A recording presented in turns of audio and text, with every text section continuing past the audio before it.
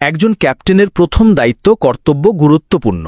জাহাজের captain, ships captain, যাকে আনুষ্ঠানিকভাবে মাস্টার বলা হয়, তিনি একটি জাহাজের সর্বোচ্চ পদমর্যাদার কর্মকর্তা এবং সর্বময় কর্তা।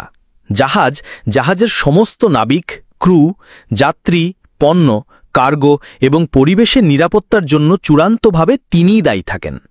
যাত্রাপথ পরিকল্পনা, বন্দরের এক স্থান থেকে অন্য স্থানে যাওয়ার জন্য সবচেয়ে নিরাপদ এবং কার্যকর পথ নির্ধারণ করা। জাহাজ পরিচালনা, জাহাজ চালানো, বিশেষ করে বন্দর, সংকীর্ণ চ্যানেল বা প্রতিকূল আবহাওয়ায় নিরাপদে ন্যাভিগেট করা। নিরাপত্তা নিশ্চিতকরণ, আন্তর্জাতিক সামুদ্রিক আইন যেমন SOLAS, safety of life at sea মেনে চলা এবং জাহাজের নিরাপত্তা সরঞ্জাম, লাইফবোট, ফায়ার সিস্টেম ঠিকমতো কাজ করছে কিনা তা নিশ্চিত করা।